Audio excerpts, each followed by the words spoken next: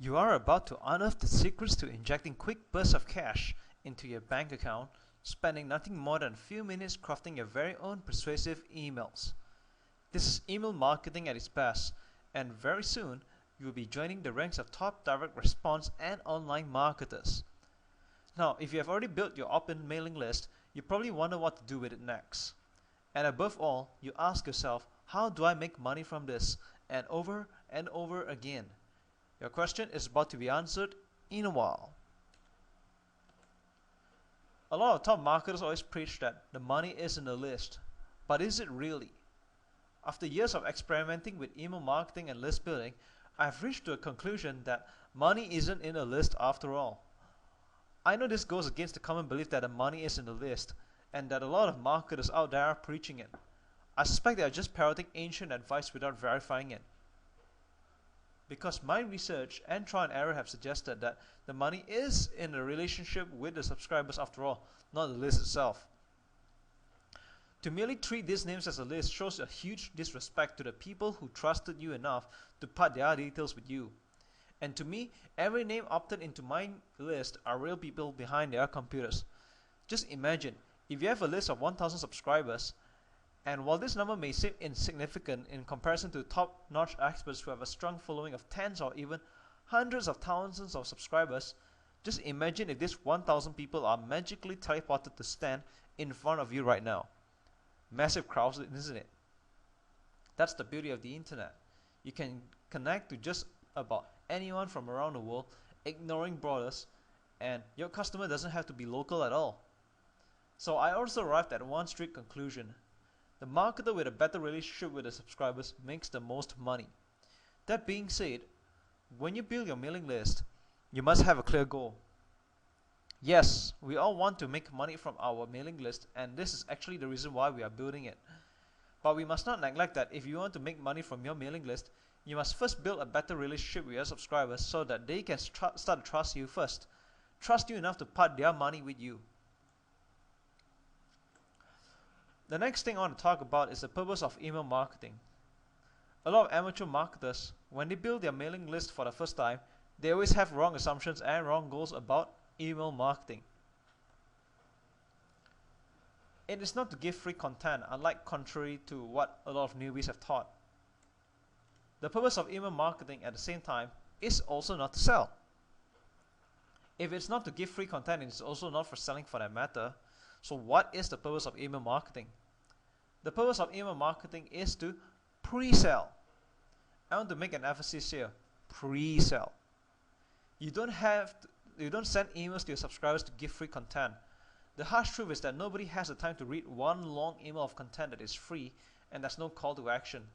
Because the lifestyle of most people from around the world today is that they wake up early in the morning, they quickly check their emails, and they will delete everything that is not useful before they go to work or continue with the rest of their lives in the day.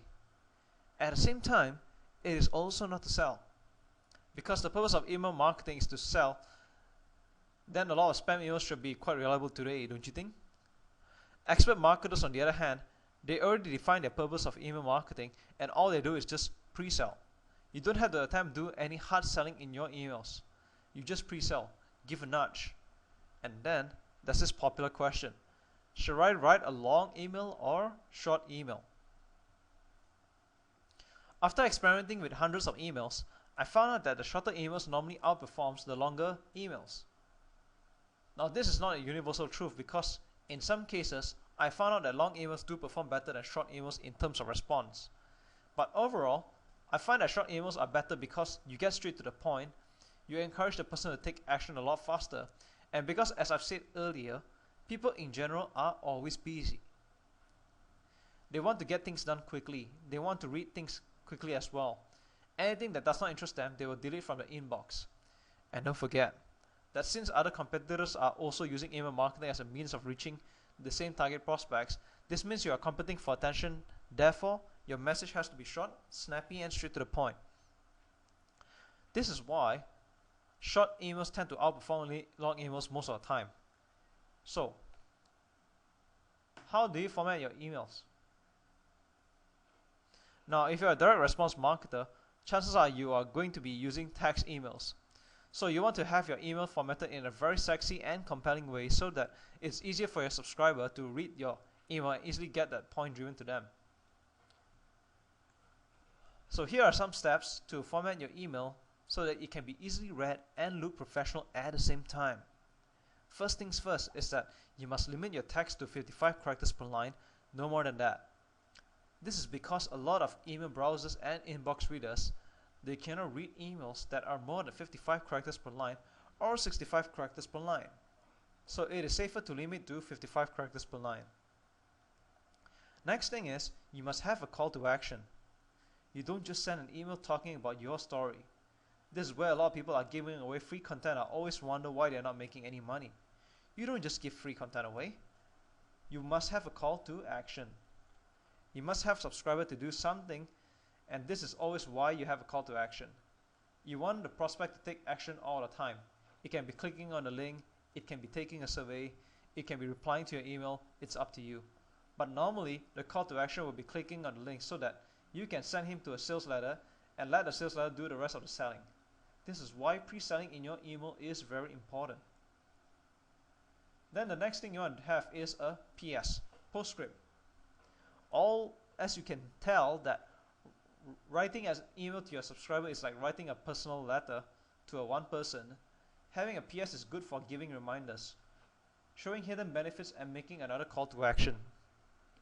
Again, I want to remind you to keep your email short, no more than 2 to 3 pages in a Word document.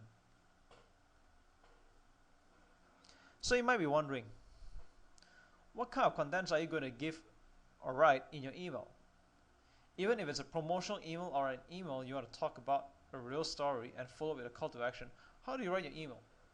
It's actually very easy, even if you think you are running out of ideas or you think that you don't know much. All you have to do is get back to your basic 6 questions, the WH questions, and answer them in your promotional email.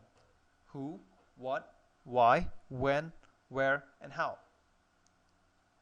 So when you answer these questions accordingly and write your email and have all these WH questions answered, this means you have systematically written your promotional email very easily and answered all of your subscribers' objections, questions, and encountered skepticism for the matter without him even realizing that you're actually basically just answering your own 6 questions. The next thing I want to talk about is your call to action. As mentioned earlier, the call to action is the most important thing and is the primary goal of your email marketing campaigns. You want a person to take a call to action of any kind. If you're clicking on a link to visit a sales letter and let the sales letter do the selling, therefore you make a commission for a sale. Or you can get a person to do a survey. You can also get a subscriber to reply to your email with a testimonial, and so on. The most important thing is that you must have a call to action. If there's nothing in it for your subscriber, then do not send an email at all. That being said, every time you're about to write to a subscriber, you must have a clear goal. What do you want your subscriber to do? Now, how would you like to know the secret to doubling your sales? It's actually very easy. You see, after sending the first promotional email, let's just say you made 10 sales. The next thing you want to do is send a follow-up email. Is that correct? And that is what a lot of expert internet marketers do. They always send a follow-up email. It's actually very easy. You don't have to make it very complicated. All you have to do is copy the same email you sent out, which was your first promotional email, and change the headline to something like, "Have you seen this yet? A gentle reminder. This is selling out fast." Or you can add the word RE in front of your initial email headline and send it all over again.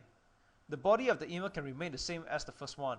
Maybe you can change the first paragraph to something like, "This is a gentle reminder," or "Have you seen this yet?" Something along those lines. And then you can just double your sales that way. Believe it or not, although this is oversimplified, this is how a lot of successful internet marketers are making twice the amount of money with very little effort. Actually, no effort at all.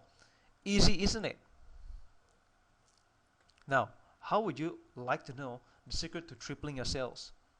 Actually, this is just the same as what I was mentioning to you earlier. Just copy back the first email and send it again on a 3rd time. That's all there is to it. Now, here are 4 types of follow-up emails that you can send out besides your promotional email. You can send a reminder email and ask if your subscriber has seen this yet. Because some subscribers may have genuinely missed out your first email, they could be busy, they could have been away for a weekend, or for any reason they may have not seen your first email, it's good to send them a reminder and they will actually appreciate it. Frequently asked questions email where you can answer popular questions and counter objections. Unmentioned benefits that you have not covered in the previous emails at all. Maybe because it was too long and therefore you have saved it for the second email. Or target a different sub-niche altogether, or a different group of customers altogether. Last call email. This creates an urgency or scarcity factor, especially if your offer is genuinely running out of time or running out of copies of the product. This concludes the Email Marketing Secrets course.